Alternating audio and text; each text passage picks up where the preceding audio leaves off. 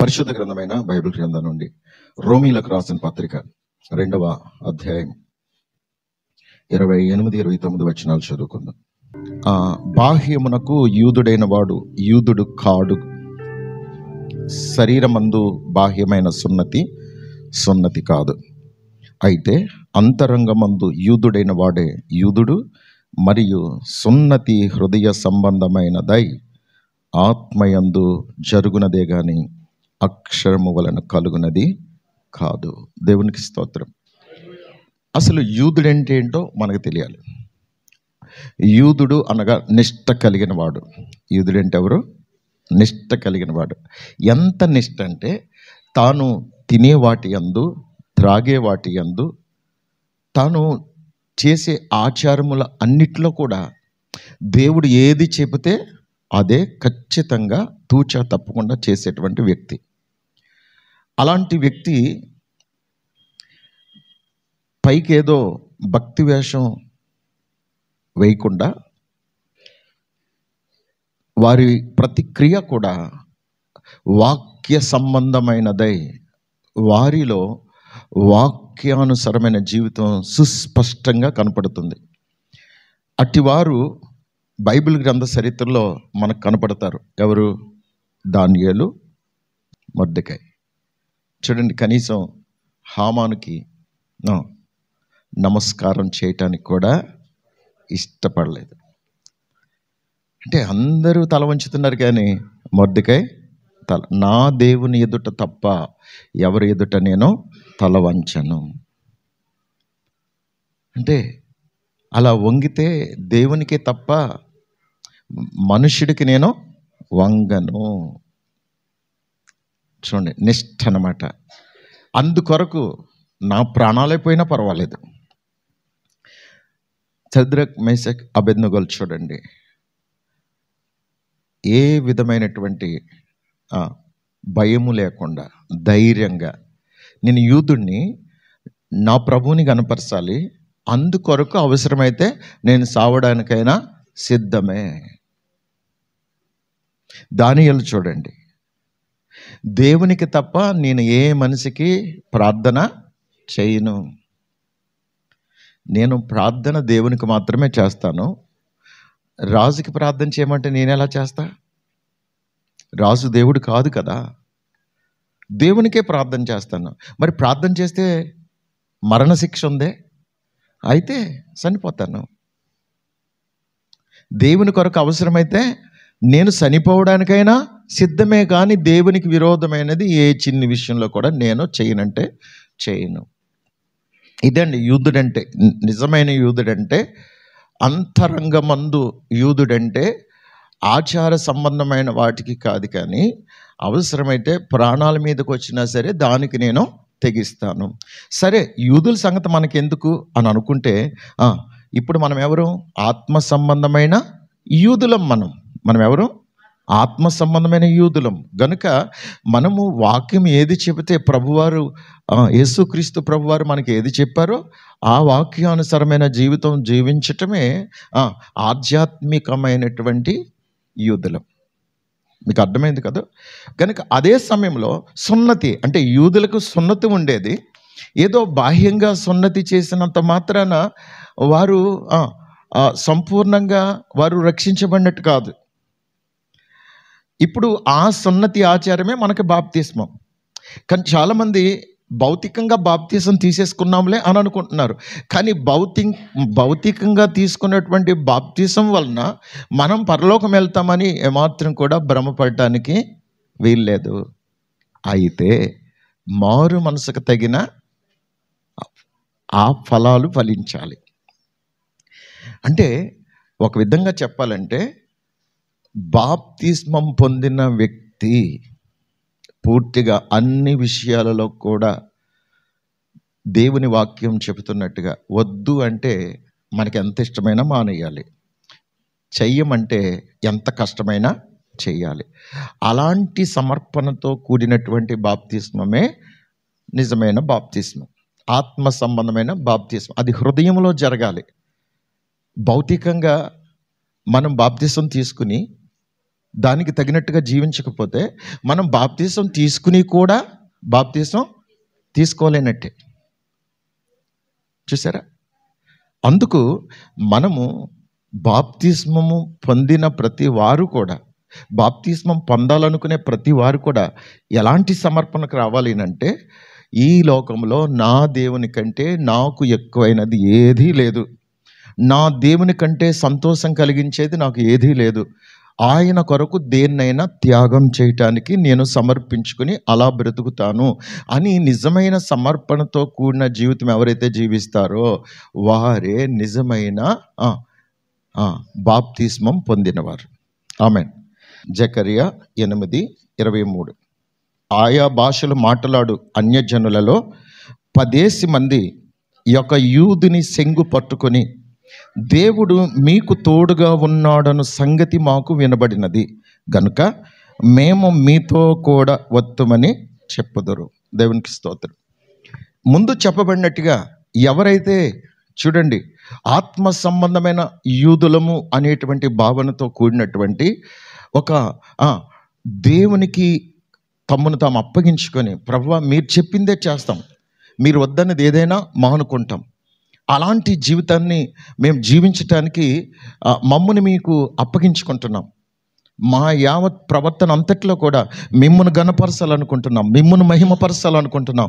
మా నోటి మాట కానీ, కంటి చూపు కానీ, హృదయ తలంపులు కానీ, వినికిడి కానీ, మా ప్రవర్తన, మా పద్ధతులు, ఆచారాలు ఏవైనా కావచ్చు, గతంలో మేము చేసిన పొరపాట్లు ఇక ముందు చేయకూడదనేటువంటి ఒక సమర్పణతో మేము బ్రతుకుతున్నాం కనుక అలాంటి జీవితాన్ని జీవించటానికి మాకు మీరు సహాయం చేయమని ఎవరైతే హృదయపూర్వకంగా పశ్చాత్తాపంతో కన్నీటితో ఎవరైతే ప్రార్థనాపూర్వకంగా జీవిస్తారో వారు మన చుట్టూ ఉన్న వారికి మనం ఎలా కనపడతామంటే ఓ ప్రత్యేకంగా కనపడతాం. చూడండి, అప్పుడు అలాంటి సమర్పణ జీవితాన్ని జీవిస్తున్నటువంటి అలాంటి వ్యక్తులు ఎవరైతే ఉన్నారో వారి కాలంలో జరిగేటువంటి పరిస్థితులు ఎలా ఉంటాయని ప్రవచించబడిందంటే, ఒక్కొక్క యూదుని సెంగు పట్టుకుని 10 మంది మీకు దేవుడు తోడై ఉన్నాడనే సంగతి మాకు వినబడింది అంటే అందరూ చెప్పుకుంటున్నారు, మీ గురించి చాలా గొప్పగా చెప్పుకుంటున్నారు. గతంలో వాళ్ళు వేరు, ఇప్పుడు వేరు. ఇప్పుడు నిజంగా దేవుడు వారితో ఉన్నారు అన్నట్టుగానే వాళ్ళ జీవితం ఉంది. వారు భౌతికంగా కానీ ఆధ్యాత్మికంగా కానీ అన్ని విషయాలు అభివృద్ధి చెందుతున్నారు. భౌతికంగా వారు గతంలో చాలా హీనమైన జీవితం, చాలా ఇబ్బందులు పడేటువంటి పరిస్థితులు, శాపగ్రస్తమైన పరిస్థితులు వారి జీవితాల్లో ఉండేవి. కానీ ఇప్పుడు వారు భౌతికంగా అభివృద్ధి చెందుతూ ఆశీర్వదించబడుతూ ఆధ్యాత్మికంగా కూడా వారి యొక్క జీవిత విధానంలో ఒక గొప్ప మార్పు మేము చూస్తున్నాం. వారి జీవితంలో గొప్ప మార్పు మేము చూడగలుగుతున్నాం. ఎలా అంటే ఒక విధంగా చెప్పాలంటే ఒక గొంగళ పురుగు ఆఫ్టర్ అది 3 అంగుళాలు లేక 2 అంగుళాలు ఉంటుంది గొంగళ పురుగు. గొంగళ పురుగు అందరికీ తెలుసు కదండి. ఓకే, ఈ గొంగళ పురుగు చూడండి 3 అంగుళాలు ఉండేటువంటి ఈ గొంగళ పురుగు అది అందరి చేత సీదరించబడుతుంది, అసహించుకొనబడుతుంది. ఏ విధంగా చూసినా దాన్ని ఎవరు కూడా ఇష్టపడరు, అందరూ అసహించుకుంటారు.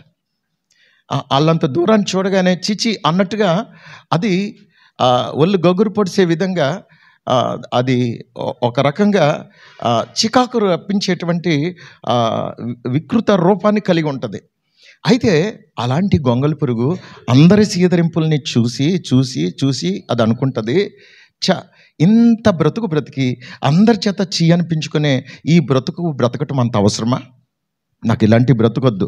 దేవుడా, భగవంతుడా, ఒకవేళ నీవే గనక ఉంటే నా జీవితాన్ని ఒక శ్రేష్టమైన జీవితంగా మార్చు. అందరి చేత చీ అనిపించుకునే ఈ బ్రతుకు నాకొద్దు. నాకంటూ ఒకవేళ ఒక మంచి జీవితం ఇవ్వాలనుకుంటే ఇదిగో నన్ను ఒక శ్రేష్టమైన వ్యక్తిగా మార్చు. నాకంటూ ఒక నూతన జీవితం ప్రసాదించు. అంతేగాని నాకు ఎలాంటి అవమానకరమైనటువంటి అందరి చేత చీ అనిపించుకునే బ్రతుకు నాకు వద్దయ్యా. నాకు ఇలాంటి జీవితం వద్దు. నేను ఒక ప్రత్యేకంగా బ్రతకాలనుకుంటున్నాను, నేను రోషంగా బ్రతకాలనుకుంటున్నాను. నాకు కూడా గౌరవప్రదమైన జీవితం జీవించాలని ఆశ ఉంది. కాబట్టి అలాంటి జీవితం నాకు ఇవి, లేకపోతే నన్ను చంపేసినా పర్వాలేదు అనుకుని అది 21 రోజు ఉపవాసం ఉంటుంది. 21 రోజు కఠినమైన ఉపవాసం ఉంటుంది. అది ఏమాత్రము ఇంకేమీ ముట్టుకోదండి. తను తాను ఉపేక్షించుకొని తన చుట్టూ గూడు కట్టుకుని ఇక బయట ప్రపంచంతో సంబంధం లేకుండా అది పూర్తిగా తన్ను తాను ఇక బ్రతికితే అందరి చేత శబాస్ అనుకునేటట్లుగా బ్రతకాలి. లేదు అని అనుకుంటే ఇక్కడతో నా జీవితం ముగించబడిపోవాలి. సావా బ్రతికితే మంచిగా బ్రతకాలి, లేకపోతే ఇంతటితో నా జీవితం ముగించబడిపోవాలి. నా జీవితం నూతన పరచబడాలి, అప్పుడు వరకు దేవుణ్ణి వదిలిపెట్టను అని చెప్పి అది దీక్ష భూని 21 రోజు ఉపవాసం ఉండి ప్రార్థన చేస్తుందండి. ఏంటది? ఎంత ఉంటుంది? 3 అంగుళాలు ఉంటుందండి. మనం ఎంత ఉన్నాము కదా. అంటే ఒక్కోసారి మన పిల్లలను చాలామంది అంటూ ఉంటారు, మరి ఇక్కడ అంటారో లేదో కానీ మాట వినకపోతే, రే తాడిలాగా ఉన్నావరా, చిట్టంత ఉన్నావరా, నీకు అసలు బుద్ధి జ్ఞానం ఉందిరా అంటూ వారు ఏదైతే చేయలేదో దాన్ని ఇది చేయమని చేసావా అని అంటారు కదా. నేను అలాగ మిమ్మల్ని అంటలేదు, కానీ మనం ఎంత ఉన్నాం కదా. ఆప్టలకు 3 అంగుళాలు ఉండేటువంటి గొంగలి పురుగుని చూసి మనం బుద్ధి తెచ్చుకోవలసిన సమయం ఇది. ఆమేన్. అది అలా నిష్ఠగా ప్రార్థన చేసి, అనగా దాని భాషలో అది ప్రార్థనే, దాని భాషలో అది ప్రార్థనే, దేవునికి ప్రార్థన చేసుకుంటుంది అంతే. దీక్ష భూని బయటి ప్రపంచాన్ని చూడకుండా ఒక ప్రత్యేకంగా తన్ను తాను ఉపేక్షించుకుని నేను బ్రతికితే ఒక నూతన సృష్టిగా మారాలి. ఎవడైనను క్రీస్తు నందున్న ఎడల వాడు నూతన సృష్టి, పాతవి గతించేను సమస్తమును నూతనమై. నిజమే, మనం ప్రభు దగ్గరికి ఒకసారి వచ్చిన తర్వాత, యేసుక్రీస్తే నా దేవుడని మనం ఒప్పుకున్న తర్వాత మన జీవితం అలా మారాలండి. ఎలా మారాలి? 22వ రోజున అది రెక్కలు ధరించి రంగురంగుల రెక్కలతో బయటికి సీతాకోక చిలుకల బటర్ఫ్లైలా బయటకు వస్తుంది. ఏమండి, ఇది అసలు నమ్మశక్యంగా ఉంది? అసలు పురుగు ఏంటి, రెక్కలు ధరించడం ఏంటండి? ఒక్కసారి ఆలోచన చేద్దాం, బాగా ఆలోచన చేద్దాం. ఎక్కడ పురుగు, ఎక్కడ రెక్కలు ధరించడం? ఇది ఎలా సాధ్యమైంది అసలు? ఇది పిట్టకథ కాదు, జగమెరిగిన సత్యం. ఒక గొంగలి పురుగు సీతాకోక చిలుకగా మార్చబడటం ఎంత వాస్తవమో, ఒక వ్యక్తి యేసుక్రీస్తు ప్రభువారిని ఎరుగక మునుపు ఎలాగున్నా యేసుక్రీస్తు ప్రభువారిని ఎరిగి ఆయనే నా నిజమైన దేవుడని బాప్తిస్మం పొంది ఆయన సన్నిధికి వచ్చి క్రమంగా దేవుని వాక్యం విని సంఘంలో కొనసాగుతున్న వ్యక్తి రోజు రోజుకి రూపాంతరపు అనుభవంలోనికి రావాలి. మనలో ఒక క్రొత్తదనం కనపడాలి, దేవుని మహిమ మనలో కనపడాలి. అలాంటి జీవితాన్ని, అలాంటి భక్తిని, అలాంటి శక్తివంతమైన భక్తిని మనం జీవించగలిగితే మనము అనేకులకు ఆదర్శంగా మారిపోబోతున్నాం. మనల్ని చూసి అనేక మంది ఆశ్చర్యపడే విధంగా దేవుడు అద్భుతంగా మనల్ని తీర్చిదిద్దటానికి ఆయన ఇష్టపడుతున్నారు. ఆమేన్, హల్లెలూయా. దేవునికి మహిమ కలుగును గాక. నా ప్రియమైన వర్లరా, చూడండి, యెషయా గ్రంథం 4వ అధ్యాయము 1వ వచనాన్ని చదువుదాం. ఆ దినముల యందు 7 స్త్రీలట ఒక్క పురుషుని పట్టుకుని, వాళ్ళు ఏమంటారంట చూడండి, ఆ దినమున 7 స్త్రీలు ఒక్క పురుషుని పట్టుకుని, మేము మా అన్నమే తిందుము, మా వస్త్రములే కట్టుకుందుము, నీ పేరు మాత్రం మాకు పెట్టి మా నింద తీసివేయమని చెప్పుదురు. అంటే చాలామంది భక్తి ఎలా ఉంటుందంటే, ఒక్క పురుషుని పట్టుకొని, మనం ఆరాధించే దేవుడు ఎవరంటే, పరమగీతంలో ఉంటుంది ఏమని, వేరు ప్రియుని కన్నా నీ ప్రియుని విశేషము ఏమే. వేరు ప్రియుని కన్నా నీ ప్రియుని విశేషం ఏమి అంటే, వేరే దేవుని కంటే నీ దేవుని గొప్పతనం ఏంటి అని అర్థం అనమాట. అది వేరే దేవుని కంటే నీ దేవుని గొప్పతనం ఏంటి అని ఎవరైనా నిన్ను ప్రశ్నించగలిగితే నువ్వు చెప్పగలిగేటువంటి అద్భుతమైన సువార్త వారు విని వెంటనే యేసుక్రీస్తే నిజమైన దేవుడు అని చెప్పగలగాలి. ఆ స్థాయికి మనం ఎదగాలి. అలా ఎదగాలంటే ఇప్పుడు మనందరం కలిసి చూడండి, ఒక్క పురుషుడైనటువంటి యేసుక్రీస్తు ప్రభువారిని పట్టుకున్నాం. మనం ఆరాధించే దేవుడు ఎవరు? యుగ పురుషుడు అండి, శకపురుషుడు,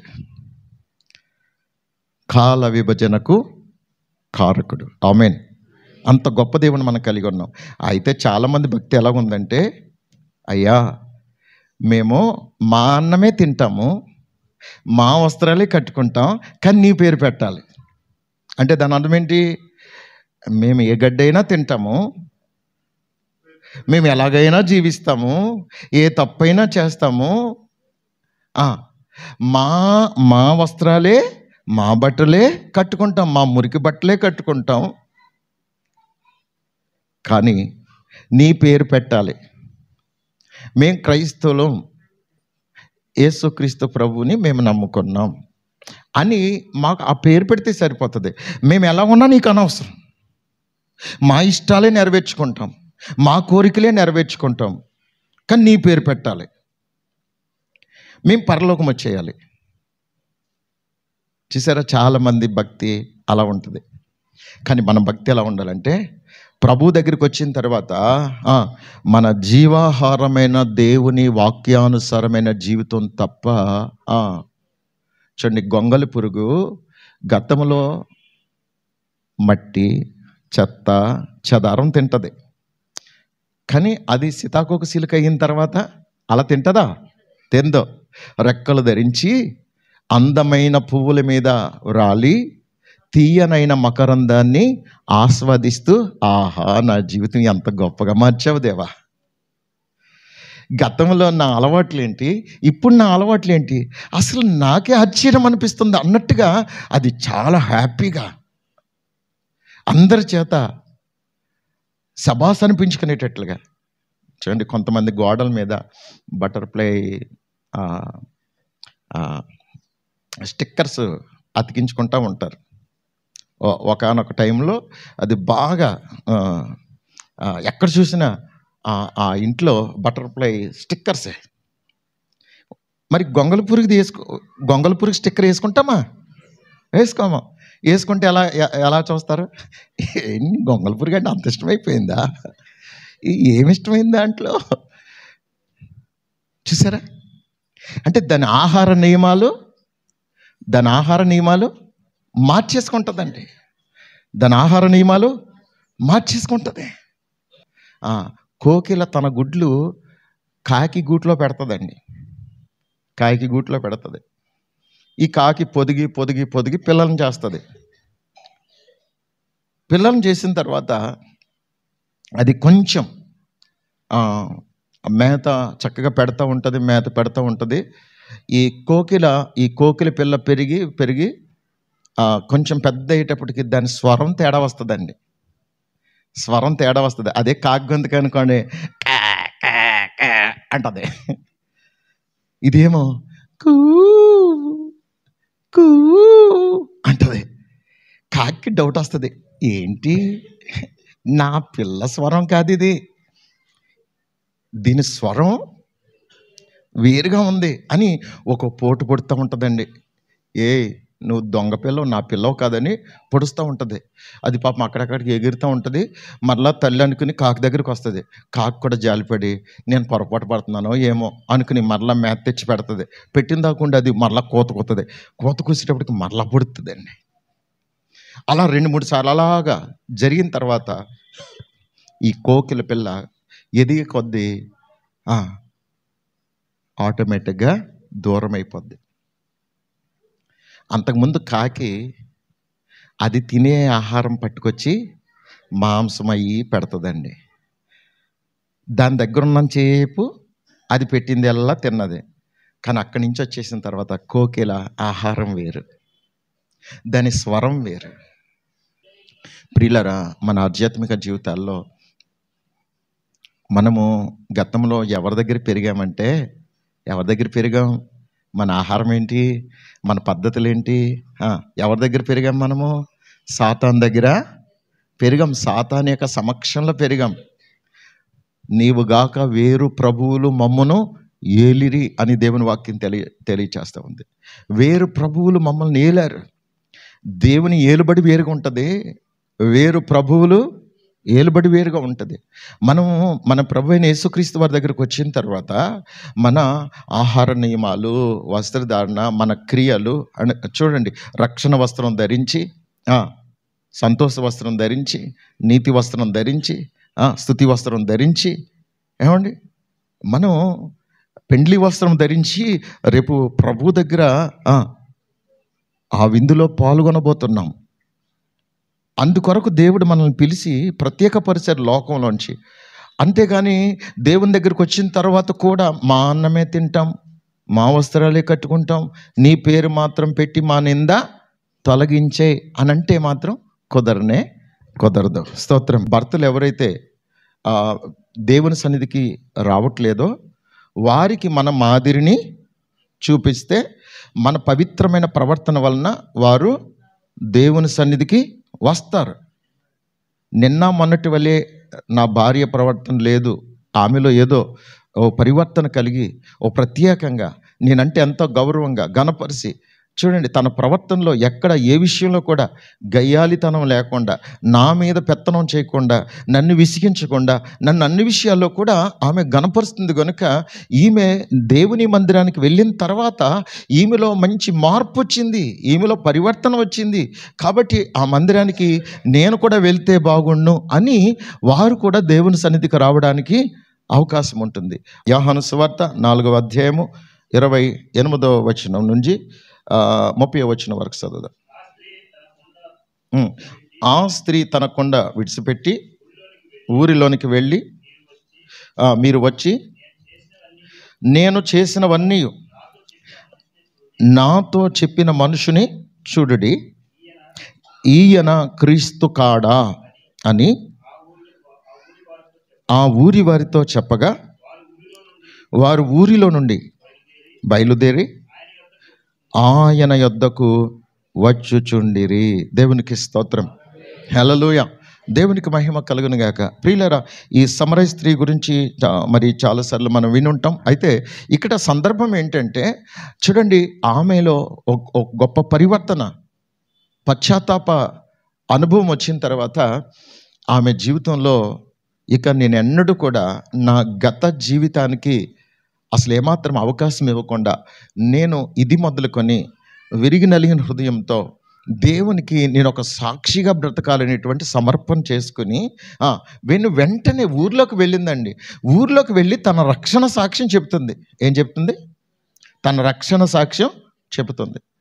స్త్రీ అయినా పురుషుడైనా ప్రతి ఒక్కరు గుర్తుపెట్టుకోవాల్సిన విషయం ఏంటంటే, గతంలో మనం ఏమై ఉన్నాము, గతంలో మన జీవితం ఏంటి, మన ప్రవర్తన ఏంటి, మన పద్ధతులు ఏంటి, కానీ యేసుక్రీస్తు ప్రభువారి దగ్గరకు వచ్చిన తర్వాత మనలో ఎటువంటి మార్పు జరిగింది, మనలో ఎటువంటి పరివర్తన వచ్చింది అనేది తప్పకుండా నీవు నీ తోటి స్నేహితునికి కానీ స్నేహితురాలికి కానీ నీ ఇరుగు పొరుగు వారికి ఖచ్చితంగా యేసుక్రీస్తు ప్రభువారు మన జీవితంలో జరిగించిన గొప్ప కార్యం ఏంటనేది, ఆ మారు మనసు అనుభవము ఎలాంటి అనుభవమో ఖచ్చితంగా మనం చెప్పాలండి. గతంలో నేను వేరు, గతంలో నా ప్రవర్తన వేరు, నా అలవాట్లు వేరు, నా మూర్ఖత్వం వేరు, నా కోపము, నా భయంకరమైనటువంటి దుష్టత్వం, చెడుగు ఇలా ఉండేది. నాకు తెలియక నేను అలా జీవించాను. కానీ సజీవుడైనటువంటి లోకరక్షకుడైన యేసుక్రీస్తు ప్రభు వారి దగ్గరికి వచ్చిన తర్వాత నా ప్రవర్తన మారింది, నా పద్ధతులు మారే అని మనము సాక్ష్యం ఇచ్చేటట్లుగా మన జీవితాన్ని దేవుని సన్నిధిలో భారం కలిగి ప్రార్థన చేయాలి. ప్రభా, నేను ఎవరొక్కరికి మిమ్మల్ని గురించి సాక్ష్యం చెప్పాలి. చూడండి, ఆమె ఊర్లోకి వెళ్ళింది. ఊర్లోకి వెళ్ళి చెబుతుంది, నేను గతంలో ఎలా జీవించానో మీకు అందరికీ తెలుసు. నేను తెగించి విచ్చలవిడిగా జీవించాను, ఎవరేమనుకున్న సిగ్గు లేకుండా నా యొక్క జీవితాన్ని నేను పాడు చేసుకుంటూ బ్రతికాను. కానీ ఇదిగో మెస్సయ్య యేసు అనేటువంటి ఒక బోధకుడు నా జీవితంలో పెను మార్పు కలగటానికి కారణమయ్యారు. ఇప్పుడు నా జీవితం మీద నాకు విరక్తి కలిగింది, నా అపవిత్రత మీద నాకు అసహ్యం కలిగింది, నా క్రియలలో గొప్ప మార్పు కలిగి నేను జీవించాలనే తీర్మానంతో నేను అలా జీవించటానికి తీర్మానించుకున్నాను. నాలో తెలియని ఒక ఆనందం ఉంది, ఒక రక్షణలో ఉన్న ఆనందం నాలో ఉంది. నేను ఒక ప్రత్యేకమైనటువంటి జీవితాన్ని జీవించడానికి తీర్మానించుకున్నాను. అయితే ఆయన వెళ్ళిపోతాడు. దయచేసి మీరు కూడా రండి, మీ జీవితాలకు అవసరమైన మాటలు ఖచ్చితంగా ఆయన చెబుతాడు. నా జీవితాన్ని యావత్తు బట్టబయలు చేసి నాలో ఏ లోపం ఉందో 3 ముక్కల్లో చెప్పి నాకు కనువిప్పు కలగజేసినటువంటి ఆ మహామనిషి దగ్గరికి మీరు రండి అని చెప్పి ఊర్లో వారిని అందరినీ కూడా కదిలించి తీసుకుని వచ్చిందండి. ఆ ఊర్లో ఉన్న వారందరూ యేసు ప్రభు వారు ఉన్న చోటికి కూడి వచ్చినట్లుగా చూస్తున్నాం. ఆ తర్వాత వారి సాక్ష్యం ఇచ్చిన సాక్ష్యం ఏంటో తెలుసండి? 41వ వచనం. ఆయన మాటలు వినినందున ఇంకను అనేకులు నమ్మి ఆ స్త్రీని చూసి, ఇక మీదట నీవు చెప్పిన మాటను బట్టి కాక మా మట్టుకు మేము విని ఈయన నిజముగా లోకరక్షకుడని తెలుసుకొని నమ్ముచున్నామనిరి. ఆమేన్, హల్లెలూయా. దేవునికి మహిమ కలుగునుగాక. ఆమె చెప్పిన మాటలు వారు నమ్మే వచ్చారు యేసయ్య దగ్గరికి. ఎందుకు నమ్మారంటే, నిజమే ఈవిడ చెప్తున్నది కరెక్టే. బహుశా నేనేమనుకుంటున్నానంటే, అంతకుముందు వేసుకున్న డ్రెస్సు ఆమె ఆకర్షణీయంగా వేసుకున్న డ్రెస్ మార్చేసి ఓ సాంప్రదాయంగా గబగబా తయారైపోయి ఇంటింటికి వెళ్ళి ఈ విషయాలు చెప్తూ ఉండొచ్చు. అప్పుడు వారు అనుకున్నారు, ఈమె ఇలాంటి వస్త్రధారణ ఎప్పుడు చేయలేదే, ఇంత సాంప్రదాయంగా ఇలాగెప్పుడు ఈమెను చూడలేదే, ఈమెను చూస్తే అసహ్యం అనిపించేది, చిచ్చి అనిపించేది. కానీ ఈమెను చూస్తే ఈమె కట్టుబడి, ఈమె ప్రవర్తన, ఈమె పద్ధతులు అన్నీ కూడా ప్రత్యేకంగా ఉన్నాయి. అరే, ఇందాకే కదా మనం చూసాం, ఇందాకడికి ఇప్పటికీ ఈమెలో ఖచ్చితంగా ఒక వ్యత్యాసం అంటూ మనం చూడగలుగుతున్నాం. ఇంత గొప్ప పరివర్తన రావటానికి గల కారణం ఎవరో మనం చూడాలి, నిజంగానే చూడాలి ఆయన్ని అని అందరూ వచ్చారు. ఆయన వారందరిని ఉద్దేశించి యేసు ప్రభు వారు కొన్ని మాటలు వారికి చెప్పినప్పుడు ఆ మాటలు విన్నారు. వాళ్ళు విని వారి జీవితాలని, వారి లోపాలని కూడా వారు సరిచేసుకున్నారు. సరిచేసుకుని ఎవరు కూడా ఎదురు చెప్పలేనంత ఆ పరలోక జ్ఞాన సంగతులు బోధించిన తర్వాత వారిలో ఒక పరివర్తన వచ్చింది, ఓ పశ్చాత్తాపం వచ్చింది. వాళ్ళు ఏమంటున్నారంటే, అమ్మా నువ్వు చెప్పావే, నీ మాటలను బట్టి ఆయన దగ్గరికి వచ్చాం. ఇప్పుడు నీవు చెప్పిన మాటలను బట్టి కాదు, మా మట్టుకు మేము ఈయన మాటలు విన్న తర్వాత ఈయన నిజముగా లోక రక్షకుడని మేము ఒప్పుకుంటున్నాం అని చెప్పి యేసుక్రీస్తు ప్రభువుని ఇంకా 2 దినాలు ఉండమని పట్టుపట్టి ఆయన చెప్పే మాటలు విని ఆ ప్రాంతమంతా రక్షించబడింది. ఆమేన్, హల్లెలూయా. దేవునికి మహిమ కలుగునుగాక. నా ప్రియమైన వారలారా, యెహోషువ గ్రంథం 2వ అధ్యాయము 12వ వచనం. యెహోషువ 2:12. థ్యాంక్ యూ లార్డ్ జీసస్, హల్లెలూయా. మీకే మహిమ. నేను మీకు ఉపకారం చేసి తిని గనుక మీరును నా తండ్రి ఇంటికి ఉపకారం చేసి నాకు నిజమైన ఆనవాలు ఇచ్చి నా తండ్రియు నా తల్లియు నా అన్నదమ్ములను నా అక్క చెల్లెండ్రును వారికి కలిగి ఉన్న వారందరూ సావకుండా బ్రతికనిచ్చి రక్షించినట్లుగా దయచేసి యెహోవా తోడని ప్రమాణము చేయుడనెను. అందుకు ఆ మనుషులు ఆమెతో, నీవు మా సంగతి వెల్లడి చేయని ఎడల మీరు సావకుండునట్లు మీ ప్రాణములకు బదులుగా మా ప్రాణమిచ్చేదము. యెహోవా ఈ దేశమును మాకిచ్చినప్పుడు నిజముగా మేము నీకు ఉపకారము చేసేదమనిరి. దేవునికి స్తోత్రం. చూడండి, యెరికో పట్టణంలో ఉన్నటువంటి ఒక వేశ్య, రాహాబు అనేటువంటి ఒక వేశ్య తన వేశ్య వృత్తి చేత అంతవరకు తన జీవితాన్ని కొనసాగిస్తూ అదే లోకం అనుకున్నది, అదే ఆనందం అనుకున్నది, ఆ సంపాదనే ఎంతో అపురూపంగా ఎంచి తన ఇష్టానుసారంగా జీవించింది. అయితే ఇశ్రాయేలీయుల దేవుని యొక్క గొప్పతనాన్ని గురించి విన్న తర్వాత ఆమె సాక్ష్యం చెప్తుంది, మీ దేవుని గురించి విన్న తర్వాత మా గుండెలు కరిగిపోయాయి, మా కఠిన గుండెలు కరిగిపోయాయి. ఎవరి సంగతో ఏమో నాకు తెలియదు, కానీ నా మట్టుకు నేను మీ దేవుడు ఎంత పరిశుద్ధుడో, ఆ దేవుని ప్రజల పక్షంగా ఆయన ఎటువంటి గొప్ప గొప్ప కార్యాలు చేశారో, రాజులను సహితం గడగడ వణికించి తన ప్రజలకు క్షేమము జయమిచ్చి నేటి వరకు ఆయన చేస్తున్న కార్యాలన్నిటిని గురించి మేము విన్నాం. వినిన తర్వాత నాకేమనిపించిందంటే, అలాగైతే ఆ దేవుడే నిజమైన దేవుడు, ఆ దేవుని యొక్క ప్రజల్లో నేను కూడా ఉంటే ఎంత బాగుంటుంది. ఈ ప్రాంతం అంతటిని కూడా వారు జయించబోతున్నారనే ఆ వార్త కూడా వైరల్ అవుతుంది. కాబట్టి నేనిక ఈ పాపిష్టి జీవితంతో ఇలాగూ జీవిస్తూ ఉంటే గనక ఆ పరిశుద్ధ దేవుని యొక్క ప్రజల ఆ జాబితాలో చేర్చబడటానికి నాకు అర్హత ఉండదు.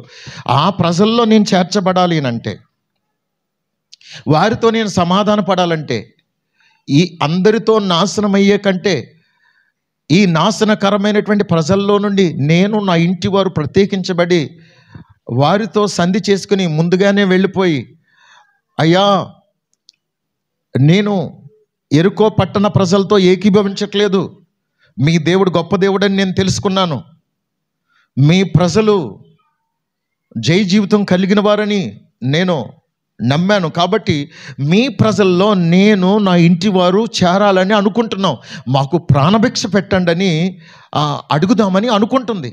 అనుకుని లేపే చూడండి, ఆమె మనసు నెరిగిన దేవుడు ఆ ప్రాంతంలో ఎంతోమంది ఉండగా ఈ వేగుల వారు చూడండి, రాజు వరకు ఈ ఈ ఈ వార్త వెళ్ళింది. మన పట్టణంలోనికి ఇశ్రాయేలుకి సంబంధించినటువంటి వేగుల వారు ఇద్దరు వచ్చినట్టుగా సమాచారం అందింది. జల్లెడు పట్టండి, ఎక్కడున్నా సరే వాళ్ళని పట్టుకోండి, వారిని ఎట్టి పరిస్థితులు వదిలిపెట్టొద్దని మరి రాజాజ్ఞ ప్రకారం మొత్తం గాలించేస్తున్నారు. అలాంటి సమయంలో ఇప్పుడు ఈ వేగుల వారు, ఇశ్రాయేలుకి సంబంధించినటువంటి ఈ వేగుల వారు ఇద్దరు కూడా ఇప్పుడు ఈ రాహాబను వేశ్య ఇంటిలో తలదాసుకోవటానికి వెళ్ళారు. ఆమె సహజంగా ఏమనుకున్నదంటే, ఎప్పుడూ వచ్చినట్టుగా ఎవరొకరు వీటిలో ఉండొచ్చులే అని ఆమె అనుకున్నది. వీళ్ళు కూడా ఏమనుకున్నారంటే, ఏదో విధంగా ఈ కాసేపు మనం తలదాసుకుని ఏదో విధంగా ఆమెకి ఎంతో కొంత ధనం ఇచ్చి, డబ్బు కోసమే కదా ఒళ్ళమ్ముకుంటుంది గనుక మనము ఆమె శరీర కోరికలు తీర్చుకోవడానికి మనం వెళ్ళొద్దు, మనము ఆమె కొంత ధనం ఇచ్చి, అమ్మా నీకు కావాల్సింది ఈ డబ్బే కదా, ఇదిగో మేము నిన్ను అనుభవించడానికి రాలా, నీ అందానికి మేము ఏదో ఆశించి రాలా, మేము పరిశుద్ధులమే, మా దేవుడు పరిశుద్ధుడు, మేము కూడా పరిశుద్ధంగా జీవించటానికి తీర్మానించుకున్న వాళ్ళం. మా యజమాని, మా నాయకుడు మమ్మల్ని నమ్మి, మేము నమ్మకస్తులమని మమ్మల్ని పంపించాడు గనుక మేము పాడు పని చేయడానికి రాలేదు, అపవిత్రమైన పని చేయడానికి రాలేదు, తప్పుడు పని చేయడానికి మేము రాలేదు, మేము అలాంటి పనులు చేయలేము. అయితే ప్లీజ్ అమ్మా ఏమనుకోవద్దు, కాసేపు మమ్మల్ని తలదాసుకోవటానికి నువ్వు కొంచెం అవకాశం ఇస్తే నీకు ఎంత డబ్బు కావాలంటే అంత ఇస్తాం అంటే ఆమన్నది, ఓహో ఈ సమయం కొరకు నేను ఎదురు చూస్తున్నానయ్యా, నాకు డబ్బు వద్దు, నేను ఆల్రెడీ ఒక తీర్మానంలోకి వచ్చేసాను, నేను ఇలాంటి పాడు పని చేయకూడదని తీర్మానం చేసుకున్నాను, నాలో ఒక పరివర్తన వచ్చింది, ఓ పశ్చాత్తాపం వచ్చింది, నేను ఇక నుంచి ఈ వేశ్యావృత్తి చేయకూడదని తీర్మానం చేసుకున్నాను. నా మనసులో ఇదిగో మీ ప్రజల్లో ఎలా నేను చేర్చబడాలని ఆలోచిస్తున్నాను. ఓహో ఆ దేవునికి తెలిసిపోయిందో ఏమో, అయితే మీరే నా దగ్గరికి వచ్చారు కనుక అయితే మీరు నాకు మాట ఇవ్వండి, మీరు ఇచ్చే డబ్బు నేనేం చేసుకుంటాను, మీరందరూ వచ్చి మా ప్రాంతాన్ని నాశనం చేసేటప్పుడు ఆ నాశనంలో నేను కూడా నాశనం అయిపోతాను, నా డబ్బు ఏం చేసుకుంటాను, నా బంగారం ఏం చేసుకుంటాను, వద్దొద్దు, అలాంటి జీవితం నేను అసహించుకున్నాను, నాకు డబ్బు బంగారం ఇవేమీ వద్దు, కానీ నాకు మాట ఇవ్వండి, మీ నాయకునితో చెప్పండి, ఈ పట్టణాన్ని నాశనం చేయడానికి వచ్చినప్పుడు నన్ను, నా తండ్రిని, నా తల్లిని, నా ఇంటి వారు ఎవరెవరైతున్నారో వాళ్ళందరినీ కూడా కాపాడతామని మాట ఇవ్వండి, లేకపోతే చెప్పేస్తాను. మీరు మమ్మల్ని తప్పిస్తానంటే మిమ్మల్ని దాస్తాను, మిమ్మల్ని తప్పిస్తాను, లేదు మా వల్ల కాదంటే కనుక వాళ్ళకి చెప్పేస్తాను అన్నట్టుగా మాట్లాడింది. నా తల్లి, అలాంటి పని చేయకమ్మా. నువ్వు నీకు మా ప్రజల్లో చేర్చబట్టమే కావాలి కదా, సరే మా బాస్తో చెప్తాం, మా నాయకునితో చెప్తాం, నిన్ను నీ ఇంటి వారిని తప్పకుండా విడిపిస్తాం. అయితే కండిషన్ ఏంటో తెలుసా? ఇదిగో నీ ఉన్న ఇంటికి ఒక ఎర్రని తొగరు దారం కట్టు. మేము వచ్చేటప్పటికి ఏ కిటికీకైతే ఆ ఎర్రని తొగరు దారం ఉంటుందో ఆ ఇంటిలో ఉన్న వారిని కాపాడిన తర్వాతే మిగిలిన పట్టణాన్ని మేము నాశనం చేస్తాం. ఒకవేళ నువ్వు అలా చేయలేదనుకో, నీకు మాకు సంబంధం లేదు అని చెప్పేశారు. స్తోత్రం, హల్లెలూయా. చూడండి, ఎర్రని తొగరు దారం మన ప్రభువైన యేసుక్రీస్తు వారి యొక్క రక్తధారకు సాదృశ్యం. ఎవరైతే, ఏ ఇంటి వారైతే యేసుక్రీస్తు ప్రభుల వారి యొక్క రక్తం చేత కడగబడి శుద్ధీకరించబడి మేము పరిశుద్ధులుగా జీవించడానికి నిర్ణయించుకున్నాం కనుక మా జీవితంలో ఎలాంటి ఆటంకాలు వచ్చినా, అవరోధాలు వచ్చినా, ఎలాంటి కష్టం వచ్చినా, ఎలాంటి నష్టం వచ్చినా యేసుక్రీస్తు ప్రభు వారిని వదిలిపెట్టము. ఆయన కొరకు అవసరమైతే సావడానికైనా సిద్ధమే. మేము బాప్తీసాలు పొంది ప్రభు కొరకు నమ్మకంగా జీవిస్తామని ఎవరైతే తీర్మానం చేసుకుని ప్రత్యేకించబడి ఈ మందిరంలోనికి, అనగా దేవుని యొక్క రక్తము చేత కొనబడినటువంటి, ఆయన స్వరక్తమిచ్చి సంపాదించినటువంటి సంఘంలోనికి, ఈ ఎర్రని తొగరు దారానికి సాదృశ్యమైనటువంటి దేవుని మందిరంలో అంతం వరకు, కడ వరకు నిలుస్తారో అలాంటి వారిని ప్రభు రాకడలో తనతో పాటు తీసుకుని వెళ్ళబోతున్నారు. నాశనం నుండి, రాబోయే ఉగ్రత నుండి తప్పించడానికి అట్టి ప్రజలను దేవుడు తన సంరక్షణలో, తన కాపుదల్లో, తన మహామహిమలో చేర్చబోతున్నారు. ఆమేన్. నిజంగానే వారు మాట ఇచ్చినట్టుగా, ఆమెకి చెప్పినట్టుగా ఆమె అలాగే చేసింది. వారు ఎరికో పట్టణానికి వచ్చినప్పుడు ఆమెను ముందు క్షేమంగా వారి ప్రజల్లో చేర్చుకున్న తర్వాతే ఎరికో పట్టణాన్ని వారు నాశనం చేసినట్లుగా చూస్తాం. ప్రియులరా, నిజంగా ఆమెలో ఉన్న భారం ఎంత, నేను ఎందుకు జ్ఞాపకం చేస్తున్నానంటే, ఆమెలో ఉన్న భారం చూడండి. ఆమె రక్షించబడటమే కాకుండా తన ఇంటి వారందరి కొరకు ఎంత ప్రయాసపడించండి, ఎంత ప్రాకులాడించండి. వారందరికీ ఎక్స్ప్లెయిన్ చేసి ఉంటుంది. అమ్మ, నాన్న, తమ్ముడు, అన్నయ్య, అక్క, పిన్ని, మనం అందరం కూడా ఇదిగో ఈ నాశనకరమైనటువంటి పట్టణంలో అందరితో పాటు మూర్ఖంగా నాశనం అవటానికి వీల్లేదు. మీకు నేను మాట చెప్తాను, నాతో రండి, నేనున్న చోట మీరు ఉండండి, మనందరం కలిసి ఒక సహవాసంగా ఉందాం, మనందరం కలిసి ఆ నిజ దేవునికి మొర్ర పెట్టుకుందామని అందరినీ కూడా ఒక్క తాటి మీదకి తీసుకుని వచ్చిందండి. స్తోత్రం, హల్లెలూయా. దేవునికి మహిమ కలుగును గాక. మనం రక్షించబడాలి. మనము రక్షించబడిన తర్వాత మనలో ప్రతి ఒక్కరి మీద దేవుడు ఒక భారం పెట్టాడు. చూడండి, మన ఇంటి వారు ఎవరైతే ఉన్నారో, నిజంగా నీ ఇంటి వారిని నువ్వు ప్రేమించే వ్యక్తి అయితే, వాళ్ళు ఎంత దూరాన్ని ఉన్నా, ఎక్కడున్నా సరే వారి దగ్గరికి వెళ్తావో, ఫోనే చేస్తావో, వారిని ఏదో విధంగా నీవు ఏ మందిరానికైతే వస్తున్నావో వాళ్ళందరినీ కూడా ప్రభు సన్నిధికి నువ్వు చేర్చగలిగితే నీ కుటుంబాన్ని నువ్వు రక్షించుకున్న వ్యక్తి అవుతావు. ఆమేన్, హల్లెలూయా. దేవునికి మహిమ కలుగును గాక. ముందుగా వారి కొరకు భారంగా ప్రార్థన చేయండి, బాధ్యతగా ప్రార్థన చేయండి, కన్నీరు విడిచి ప్రార్థన చేయండి. అవసరమైతే ఉపవాసం ఉండి భారం కలిగి ప్రార్థన చేస్తున్నటువంటి ఈ సమయంలో మీరు ఖచ్చితంగా టార్గెట్ పెట్టుకోండి. ప్రభువా, ఆదివారానికి నేను కనీసం ఒక్కరినైనా ఒక క్రొత్త వ్యక్తిని నా తరపున మందిరానికి తీసుకొని రావాలి. ఆమేన్, హల్లెలూయా. నా వారు ఎవ్వరూ నశించుకోవడానికి వీల్లేదు ప్రభా. ఇదిగో నా కుటుంబీకులు, నా స్నేహితులు ఎవ్వరూ నాశనం అవడానికి వీల్లేదు ప్రభు అని ఎవరైతే నిజంగా భారం కలిగి ప్రార్థన చేస్తారో వారందరి పట్ల దేవుడు గొప్ప కార్యం చేయబోతున్నాడు. ఆమేన్, హల్లెలూయా. దేవునికి మహిమ కలుగును గాక. రాజుల 2వ గ్రంథం 5వ అధ్యాయం 2వ వచనం చదువుదాం. 2వ రాజుల 5వ అధ్యాయము 2వ వచనం. సిరియనులు గుంపు గుంపులుగా బయలుదేరి ఇశ్రాయేల్ దేశం మీదకి పోయి ఉండిరి. వారు అచ్చటి నుండి ఒక చిన్న దాన్ని చెరగొని తేగా అది నయమాను భార్యకు పరిసారము చేయుచుండెను. అది షోమ్రోన్లో నున్న ప్రవక్త దగ్గర నా ఏలిన వాడు ఉండవలనని నేను ఎంతో కోరుచున్నాను. అతడు నా ఏలిన వానికి కలిగిన కుష్ఠరోగమును బాగు చేయనని తన యజమానురాలితో అనెను. దేవునికి స్తోత్రం. చూడండి, ఇశ్రాయేలు దేశపు చిన్నదాన్ని సిరియా సైన్యాధిపతి అయినటువంటి నయమాను మరి ఇశ్రాయేల్ని వారందరినీ మరి సెరగొని వారందరినీ మరి హతం చేసి వారిని జయించి వారికి కావలసినటువంటి కొంతమందిని సెర తీసుకుని వచ్చారు. వారిలో ఒకరెవరంటే ఒక చిన్నది, ఒక మన భాషలో యవనస్తురాలు అనుకుందాం. చిన్నదంటే మరీ చిన్నది కాదు, బైబిల్ భాషలో చిన్నది అంటే యవనస్తురాలు. ఆమేన్, హల్లెలూయా, దేవునికి మహిమ కలుగును గాక. ప్రియులారా, ఇక్కడ చూడండి, నయమాను తన భార్యకు హెల్ప్ చేయటానికి తీసుకుని వచ్చాడు. అయితే ఈమె తన యజమానుని యొక్క కుష్ఠరోగం పరిస్థితి చూసింది. మామూలుగా అతడు సైన్యాధిపతి కనుక మొత్తం అంతా యుద్ధాయుధాలు ఇవన్నీ ధరించి చక్కగా అన్నీ మేకప్ అయిపోతే అతడు ఏ లోపం లేనివాడిగా కనపడుతున్నాడు. కానీ తాను స్నానం చేయటానికి ఇవన్నీ ఇప్పి మడికట్టుకుని తను వెళ్తున్న సమయంలో ఈమెకి పరిస్థితి అంత అర్థమైపోయింది.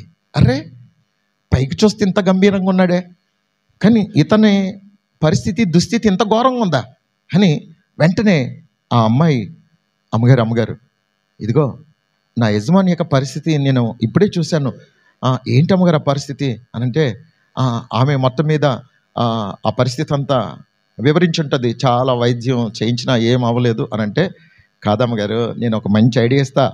ఇదిగో మా దేశంలో ఒక ప్రవక్త ఉన్నాడు, ఒక దైవజనుడు ఉన్నాడు. ఆ దైవజనుడు ప్రార్థన చేస్తే ఎంతోమందికి గొప్ప కార్యాలు జరిగినాయి. ఒక్కసారి మా దేశం వెళ్ళి ఆ దైవజనుడి చేత ప్రార్థన చేయించుకుంటే అయ్యగారి యొక్క కుష్ఠరోగం అంతా మాయం పటాపంచలైపోతుంది.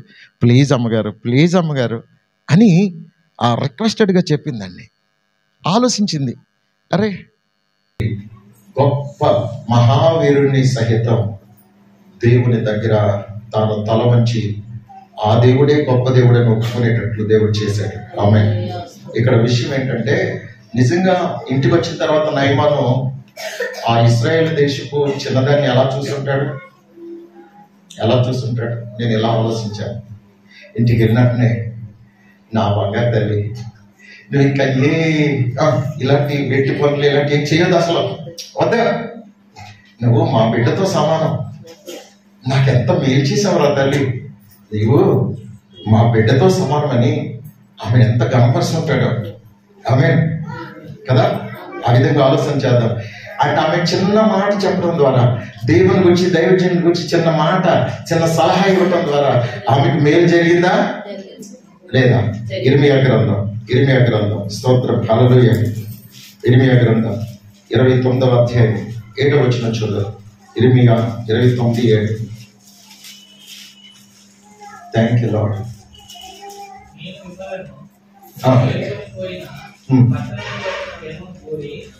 నేను మిమ్మల్ని సెరగను పోయిన పట్టణం యొక్క క్షేమం కోరి దాని కొరకు యెహోవాను ప్రార్థన చేయుడి, దాని క్షేమము మీ క్షేమమునకు కారణమగును. దేవునికి స్తోత్రం. ఇప్పుడు మనము ఎవరమైనా ఎక్కడున్నామో అక్కడ ఆ ప్రాంతము యొక్క క్షేమం కొరకు ప్రార్థన చేయాలి. ఆ ప్రజల యొక్క క్షేమం కొరకు ప్రార్థన చేయాలి. ఆ ప్రాంతం యొక్క క్షేమం కొరకు ప్రార్థన చేయాలి. వారి యొక్క రక్షణ కొరకు ప్రార్థన చేయాలి. ప్రభువా, మేము ఉంటున్నటువంటి ఈ ప్రాంతంలో ఏ ఒక్కరూ నశించిపోవటానికి వీల్లేదు, ఏ శాపము వారు అనుభవించడానికి వీల్లేదు. వారు ఆశీర్వదించబడాలి. ఆశీర్వాదం అనబడేటువంటి రక్షణ అనుభవంలోనికి వారు రావాలి ప్రభు అని మనం భారం కలిగి ప్రార్థన చేయాలి. ఎవరి కొరకు కూడా మనం కోపం పెట్టుకోకూడదు, బాధ పెట్టుకోకూడదు. ఎవరిని కూడా మనం ఎంత మాత్రం కూడా వీళ్ళు మాకు సంబంధించిన కాదని అనుకోకూడదు. ఆ అమ్మాయి అలా అనుకుని ఉంటే గనక నన్ను సేవ తీసుకుని వీళ్ళ దగ్గర పెట్టుకుని వెట్టి పనులన్నీ చేయిస్తున్నారు, వీళ్ళ నాశనంగాను అనుకోవాల్సింది కదండి. వాళ్ళ నాశనం కోరుకోవాలి. కానీ ఆ అమ్మాయి వారి నాశనం కోరుకున్నా లేదు, వారు బాగుండాలని కోరుకుందండి.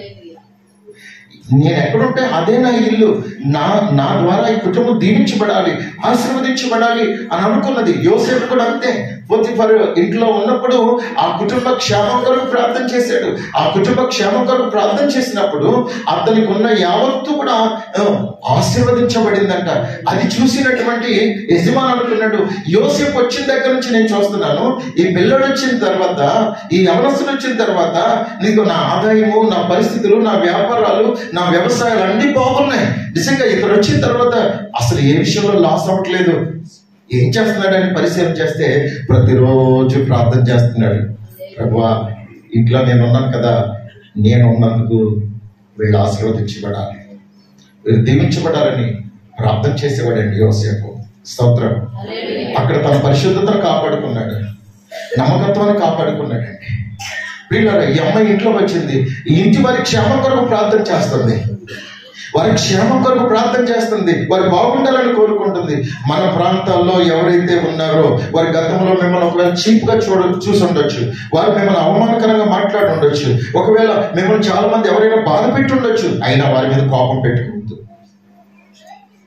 వారిని పరాయి వారిగా చూడొద్దు. ప్రభువా, మేము ఇక్కడ ఉండటం వలన మా మంచితనం, మా ప్రేమ, మీ గొప్పతనం ఏంటో ఏదో ఒక రోజున వెళ్ళి తెలుసుకోవాలి. మేము ఈ ప్రాంతంలో ఉండటం వలన మేము వారికి మేలు చేసేవారేం తప్ప కీడు చేసేవారేం కాదనే సంగతి వరకు తెలియపరచండి ప్రభా. తండ్రి, మేము ఈ ప్రాంతంలో ఉండటం వలన మా ద్వారా ఈ ప్రాంతానికి క్షేమం దయచేయండి. ఏ కీడు రానియొద్దు ప్రభా, ఏ నష్టం రానియొద్దు ప్రభా. ఈ ప్రాంతంలో ఉన్నటువంటి పంటలు, వారి యొక్క ప్రయత్నాలు, పనులన్నీ కూడా దీవించబడాలి ప్రభా. ఆమేన్. వారి క్షేమము మీ క్షేమమునకు కారణమగును. స్తోత్రం. హల్లెలూయా. మనం ఏ ప్రాంతం క్షేమం కొరకైతే ప్రార్థన చేస్తామో ఆ ప్రార్థన మనకు కూడా వర్తిస్తుందండి. స్తోత్రం. హల్లెలూయా. దేవునికి మహిమ కలుగును గాక. దేవుని పిల్లలు ఎక్కడుంటే అక్కడ క్షేమం కలుగును గాక. మన ప్రార్థనలే మన ప్రాంతాలకు క్షేమం, మన ప్రార్థనయే మన ప్రాంతాలకు రక్షణ, మన ప్రార్థనయే మన ప్రాంతాలకు నెమ్మది, ఆరోగ్యం, ఆశీర్వాదం, అభివృద్ధి సమస్తం కలగాలి. మనం ఎక్కడుంటే అక్కడ ఆశీర్వాదకరంగా ఉండాలి. ఆమేన్.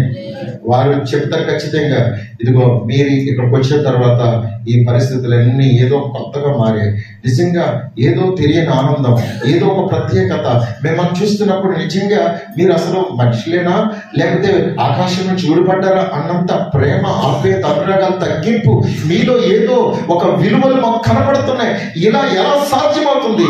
మీ మాట, మీ ప్రవర్తన, మీ పద్ధతులు, మీ ప్రేమ, మీలో ఉన్న తగ్గింపు ఇవన్నీ చూస్తున్నప్పుడు మీలో ఏదో తెలియని శక్తి ఉన్నట్టుగా మాకు కనపడుతుంది అని చెప్పి ఏదైనా సమస్య వస్తే గనక మా కోసం కూడా కొంచెం ప్రార్థన చేయరు? మేము కూడా మీతో పాటు మందిరానికి రావచ్చా అనేటట్లుగా దేవుడు చేస్తాడు. హల్లెలూయా. దేవునికి మహిమ కలుగును గాక. ఆమేన్. ప్రియులారా, చూడండి, ఆదికాండము 33వ అధ్యాయము 10వ వాక్యం చూడదు. ఆదికాండము 33వ అధ్యాయం 10వ వాక్యం. అప్పుడు యాకోబు, అట్లు కాదు, నీ కటాక్షం నా మీద నున్న ఎడల చిత్తగించి నా చేత ఈ కానుక పుచ్చుకొను. దేవుని ముఖము చూసినట్లు నీ ముఖము చూసి తిని, నీ కటాక్షము నా మీద వచ్చినది కదా. దేవునికి స్తోత్రం. హల్లెలూయా. ఇది యాకోబు తన అన్న అయిన యాసావుతో మాట్లాడుతున్నటువంటి మాట. ప్రియులారా, ఆ ముందు రాత్రే ఎంత భయంకరమైనటువంటి సిచ్యుయేషన్ అంటే, యాకోబు అన్న అయినటువంటి యాసావు తన సైన్యంతో యాకోబుని చంపడానికి వస్తున్నాడండి.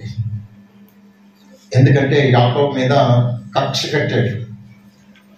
తండ్రి దగ్గర నాకు రావాల్సిన ఆశీర్వాదాలు లాక్కుంటావురా, నీ సంగతి చెప్తా, అప్పుడు తప్పించుకున్నావు కానీ ఇప్పుడు ఎక్కడ తప్పించుకుంటావు, వస్తున్నావు అన్న సంగతి నాకు తెలిసింది కనుక నిన్ను మార్గ మధ్యలోనే నాశనం చేసేస్తా, నేను లేకుండా చేసేస్తా, ఊర్లోకి ఎలా అడుగు పెడతావు నేను చూస్తానని. చూడండి, తన సైన్యంతో ఉగ్రుడై యాకోబు వస్తున్నాడనే సంగతి విని ఎదుర్కోవడానికి వెళ్తున్నాడు. కానుకలు పంపించాడు యాకోబు అన్న కోపాన్ని చల్లార్చడానికి. కానీ ఏ ప్రయత్నాలు ఎంత మాత్రం సక్సెస్ అవ్వలేదు, ఫెయిల్యూర్. అయితే ఆ రాత్రి దేవుని పాదాలు పట్టుకుని గోచాడు అడుగుతున్నాడు, బ్రతిమాలుతున్నాడు, దేవా నా సొంత జ్ఞానం చేత, నా సొంత ప్రయత్నాల చేత నా ప్రాణాన్ని నేను కాపాడుకోవాలని చాలా ప్రయత్నాలు చేశాను. నేను సంపాదించింది అంతా పోయినా పర్వాలేదు, నా ప్రాణం కాపాడబడాలని నేను ఆశపడ్డాను. కానీ నేను సంపాదించిన ఆస్తి మొత్తం ఇచ్చేసిన నా ప్రాణాలు కాపాడబడే పరిస్థితి నాకు ఇప్పుడు కనబడట్లేదు. కాబట్టి నీవు మాత్రమే నన్ను కాపాడగలవు. అయితే నా ప్రాణాలు కాపాడమని నేను అడగట్లేదు, నన్ను ఆశీర్వదించు అని అడుగుతున్నాను. దేవుడు అంటున్నాడు, యాకోబు ఆశీర్వదించమంటావు ఏంటయ్యా? నీకు గొర్రెలు ఉన్నాయి, మేకలు ఉన్నాయి, ఆవులు ఉన్నాయి, ఎద్దులు ఉన్నాయి, ఆడగాడిదలు ఉన్నాయి, మగ్గాడిదలు ఉన్నాయి, ఒంటిలు ఉన్నాయి, దాసదాసీలు ఉన్నారు, భార్య పిల్లలు ఉన్నారు. ఇంకేంటయ్యా ఆశీర్వాదం? నీకు కోట్లాది ఖరీదైన ఆస్తుంది నీ దగ్గర, ఇంకా ఆశీర్వాదం ఏంటి అని అడిగితే యాకోబు అంటాడు, ఆహా అలాగా, అయితే ఆశీర్వాదం అయితే మరి నా ప్రాణాలు పోకూడదు కదా, మరి ఇదేది నన్ను రక్షించినప్పుడు ఆశీర్వాదం ఎలాగవుతుంది? శాపమే కదా. ఇంత సంపాదించినా నా జీవితంలో శాపం అనేది ఏలుబడి చేస్తుంది. అయితే నన్ను నా అన్న చంపేస్తాడనే భయం నాకు లేదు, కానీ నా అన్న నన్ను చంపేస్తే ఆశీర్వాదం అనేటువంటి పాపక్షమాపణ ఇంతవరకు నాకు కలగలేదు. నీ దగ్గర ఎప్పుడు పాపక్షమాపణ కొరకు అడగలేదు, నేను పాపక్షమాపణ కొరకు అడగలేదు. కాబట్టి ఒకవేళ రేపటి దినాన నా అన్న వచ్చి నన్ను చంపేస్తే గనక నా ఆస్తి నన్ను కాపాడలేదు, నేను సంపాదించింది ఏది నన్ను రక్షించలేదు. అయితే ఇంత సంపాదించిన ఏది నన్ను కాపాడినప్పుడు అది ఆశీర్వాదం అని నేను అనుకోవట్లేదు. అయితే నాకు పాపక్షమాపణ ఇస్తే గనక, ప్రభా ఆశీర్వాదం అనబడే పాపక్షమాపణ నాకు ఇస్తే రేపు ధైర్యంగా వెళ్తాను. నా అన్న చంపేసినా సరే నేను భయపడను, ఎందుకంటే చచ్చేది ఎప్పుడైనా చచ్చేదే, కానీ చనిపోయిన తర్వాత నా ఆత్మ పరలోకానికి వెళ్ళాలి, మోక్షానికి వెళ్ళాలి, ముక్తికి స్వర్గానికి వెళ్ళాలి. కనుక నా మలినమైపోయిన నా ఆత్మ రక్షించబడాలంటే నీ ఆశీర్వాదం కావాలి. నా ఆత్మ మీద ఏలుబడి చేస్తున్న ప్రతి శాపం తొలగిపోవాలంటే నా కుమారుడు నిన్ను క్షమించాను అని ఒక్క మాట నాకు సెలవి ప్రభువా. నేను పాపినయ్యా, అయ్యా నేను ఎంతవరకు జన్మ కర్మ పాపముల చేత శాపగ్రస్తుడిగా ఉన్నాను, నన్ను క్షమించమని అతడు పశ్చాత్తాపంతో ప్రార్థన చేస్తే ఆ రాత్రి దేవుడు అతన్ని ఆశీర్వదించాడు. ఆశీర్వాదం అనగా పాప క్షమాపణ అనుగ్రహించబడుట. చెప్పండి, ఆశీర్వాదం అంటే ఏంటి? పాప క్షమాపణ అనుగ్రహించబడుట. చూడండి, మనకి ఎంత ధనం ఉన్నా, ఎంత బంగారం ఉన్నా, మనశ్శాంతి లేదనుకోండి, నెమ్మది లేదనుకోండి, అప్పుడు ఏమనిపిస్తుంది? గొప్ప గొప్ప వ్యాపారవేత్తలు, బిజినెస్ మ్యాన్స్, సినీ స్టార్స్ చాలా మంది ఆత్మహత్య చేసుకుని చనిపోయారండి. వాటికి ఏం తక్కువ అండి? ఏం తక్కువ చెప్పండి? అన్నీ ఉన్నాయి, కానీ ఏం లేదు వాళ్ళకి, మనశ్శాంతి లేదు. మనశ్శాంతి ఎలా వస్తుంది? మనశ్శాంతి ఎలా వస్తుంది అంటే, మనకి ఏమీ లేకపోయినా పర్లేదు, ధనవంతుడు అన్ని సంపాదించుకున్నాడు కానీ అతనికి ఏం లేదు, పాపక్షమాపణ లేదు. కానీ దరిద్రుడైన లాజరుకి ఏమీ లేవు, అతనికి ఏముంది? పాపక్షమాపణ, మనశ్శాంతి ఉంది. ఎప్పుడు దూషించలేదు దేవుని, నాకు ఏమి ఇవ్వలేదు ప్రభా, అన్నం ఆహారం లేదు, వస్త్రం లేదు, ఇల్లు లేదు, నాన్న వాళ్ళు లేరు, ఆరోగ్యం లేదు, ఎందుకు ఇలా చేసామని ఎప్పుడు కూడా దేవుణ్ణి అడగలేదండి. నాకేమీ లేకపోయినా పర్లేదు దేవా, ఎప్పుడైనా సరిపోయేది. ఈ భూమి మీద ఎంతకాలం బ్రతికినా సంతోషంగా మిమ్మల్ని గణపరుస్తూ నేను బ్రతకాలి, నీవు పిలుచుకున్నప్పుడు సంతోషంగా మీ దగ్గరకు వచ్చేయాలి, నాకు అంతకు మించి ఏమొద్దు అన్నట్టుగా బ్రతికాడండి దరిద్రుడైన లాజరు. ఇద్దరు చనిపోయారు.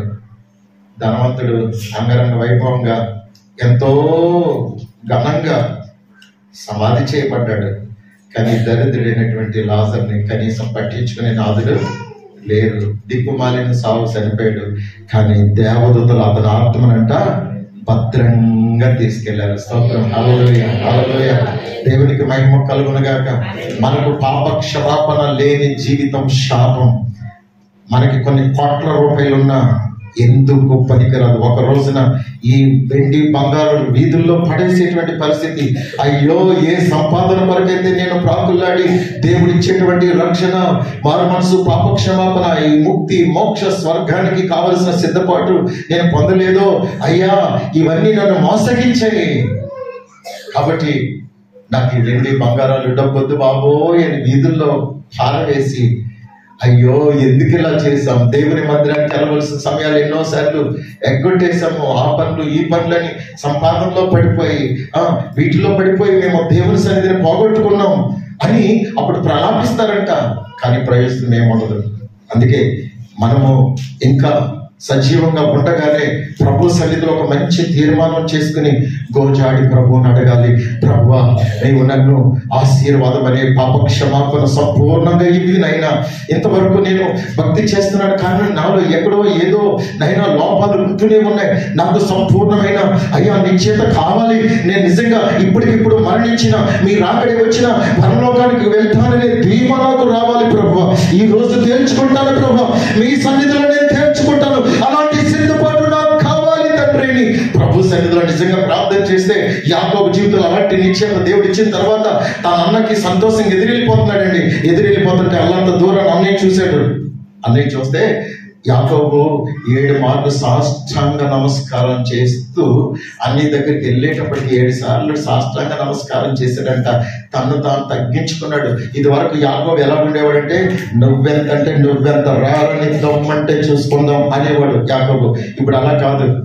అనయ్య క్షమించానయ్య, నాకంటే నువ్వే పెద్దడు గొప్పడు అనయ్య, ప్లీజ్ అన్నయ్య, నా వల్ల పొరపాటు అయితే క్షమించానయ్యా అని తగ్గించుకుంటూ తగ్గించుకుంటూ తగ్గించుకుంటూ అతడు ఇలా ప్రవర్తించటం యాసావుకి ఆశ్చర్యం కలిగించి, ఇది వరకేమో నువ్వెంతంటే నువ్వెంత అనేవాడు, చాలా స్పీడ్గా ఉండేవాడు.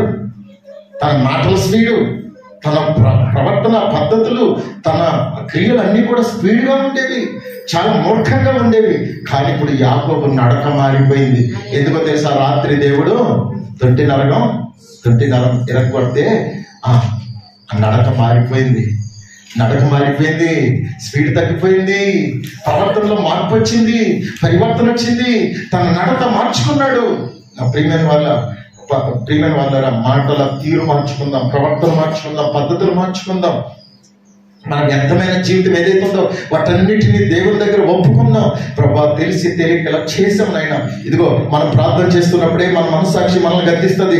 నీలో ఏ లోపం ఉందో, ఏ పాపం ఉందో, ఏ తప్పు ఉందో, ఏ పొరపాట్లు ఉన్నాయి, ఖచ్చితంగా దేవుడు మనతో మాట్లాడే దేవుడు అండి. మాట్లాడే దేవుడు, సజీవుడైన దేవుడు, ప్రతి వ్యక్తి యొక్క అంతరంగమును ఎరిగిన దేవుడు.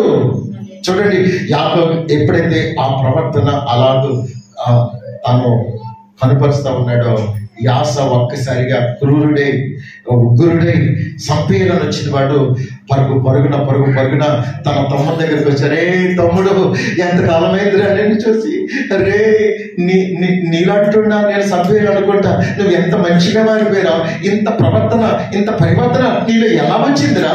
నీ నడక, నీ నెమ్మది, నీ పరిస్థితి అంతా చూస్తుంటే నాకు ఆశ్చర్యం అనిపిస్తుంది. రే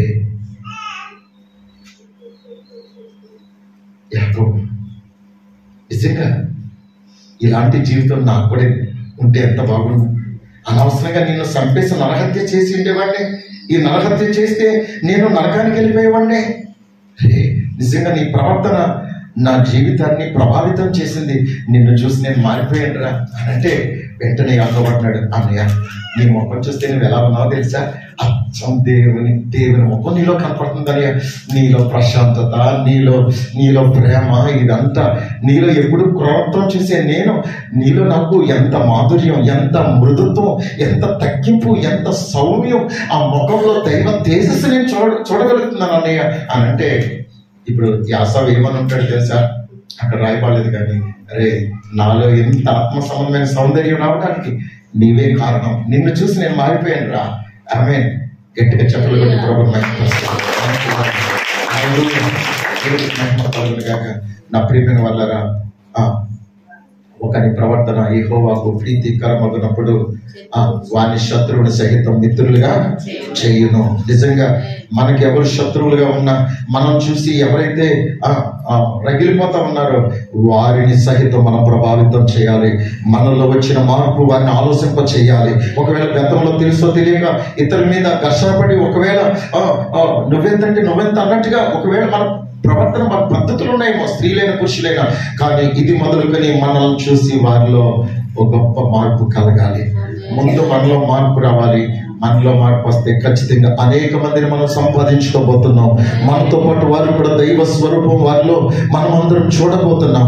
ప్రార్థన చేసుకుందాం. దోషములను బట్టి, మా అపకారములను బట్టి ప్రభువా మాకు ప్రతీకారము చేయక కృప వెంబడి కృపను మాకు అనుగ్రహిస్తూ ప్రభువా మమ్మల్ని కనికరిస్తూ మమ్మల్ని క్షమిస్తూ నీ కృపలో మమ్మల్ని భద్రపరిచిన విధానాన్ని బట్టి నీకు స్తుతులు స్తోత్రాలు చెల్లిస్తున్నాం. ఈ లోకంలో ఎన్నికలైనటువంటి మమ్మల్ని మీరు ఎన్నిక చేసుకున్నారు. మీ సొత్తైన ప్రజగా మమ్మల్ని చేసుకున్నారు తండ్రి. తండ్రి అని పిలిచే గొప్ప భాగ్యాన్ని మాకు అనుగ్రహించారు.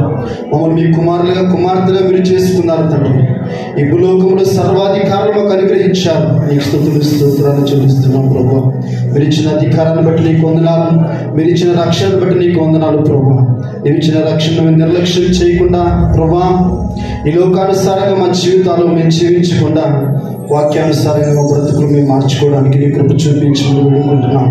మీరు మాట్లాడిన ప్రతి మాటను తండ్రి మా అందరి హృదయాల్లో మీరు నీరు కట్టి ఫలింపు చేయమని వేడుకుంటున్నాం. విని వెళ్ళిపోయే వారిగా కాకుండా ప్రభా, వాక్యాన్ని విన్న ప్రకారంగా మా జీవితాలను ప్రభా మీ సన్నిధిలో మేము సరి చేసుకోవడానికి, నీతో సమాధానం పడడానికి ప్రభా, మా ప్రతివిధుల పాపాలను ఒప్పుకుంటూ పరిశుద్ధత కలిగి లోకంలో మేము జీవించడానికి నీ కృప చూపించమని వేడుకుంటున్నాం. చేయవచ్చిన ప్రతి బిడ్డతో మీరు మాట్లాడేందుకు నీకు వందనాలు ప్రభా. అనేకులను ప్రభా రక్షణ మార్గంలో నడపడానికి ప్రతి బిడ్డకు పరిశుద్ధాత్మ దేవుడా నీ ఆత్మ సహాయాన్ని మీరు అనుగ్రహించమని వేడుకుంటున్నాం. బలపరచండి. మా చుట్టుపక్కల ప్రాంతాలలో, మా గ్రామాల్లో తండ్రి, మా బంధువుల్లో, స్నేహితుల్లో అనేకులు రక్షణలేక నశించిపోతున్నారయ్యా. వారి కోసం నీ సన్నిధిలో భారం కలిగి ప్రార్థించే నీ బలమైన ప్రార్థనాత్మ చేత మమ్మల్ని అందరూ మీరు నింపమని వేడుకుంటున్నారు ప్రభా. నశించిపోయే ఆత్మల కోసం నీ సన్నిధిలో గోజాడడానికి కృప చూపించండి అయ్యా. అనేకమైన ప్రజల ఎదుగు మేము వెళ్ళి సువార్తను ప్రకటించడానికి మమ్మల్ని బలపరచమని వేడుకుంటున్నాం. మీరు అక్కడికి సమీపం నుండి దినాల్లో ప్రభా మమ్మల్ని మేము సరి చేసుకుని నీ హస్తానికి మమ్మల్ని అప్పగించి చూడు అయ్యా. నీ నామానికి మహిమకరంగా ఈ లోకంలో మేము జీవించడానికి మమ్మల్ని అందరూ మీరు బలపరచమని వేడుకుంటున్నాం. వాక్యం అందించిన సేవకులు మీరు బలపరచండి. పోయిన బలం కంటే, శక్తి కంటే రెండంతల బలాన్ని, శక్తిని మీరు అనుగ్రహించండి ప్రభు. రాబోయే దినాల్లో ఇంకను ఈ బలమైన అభిషేకించిన వారు నింపి నా మహిమాలు మీరు నిలబెట్టి మీరు వాడుకోమని వేడుకుంటున్నాం. అధికార సమయాన్ని ప్రభావ మీరు అందించిన వర్తమానాన్ని బట్టి నీకు వందనాలు. ఆ మాటలు మా అందరి హృదయాలు మీరు ఫలింపు చేయమని వేడుకుంటున్నాం. కృప చూపించండి. సేవకులు మీరు బలపరచండి. ఆరోగ్యాన్ని, బలాన్ని, శక్తిని మీరు అనుగ్రహించమని వేడుకుంటున్నాను. ఇంకా ప్రభావ అనేక స్థలాల్లో నా మహిమాత్మ వాడబడ్డానికి నీ కృప చూపించమని, ముందున్న సమయాన్ని మా అందరికీ దీవెనకరంగా జరిగించమని యేసు పరిశుద్ధ నామమున వేడుకుంటున్నాము తండ్రి. ఆమేన్. ఆమేన్.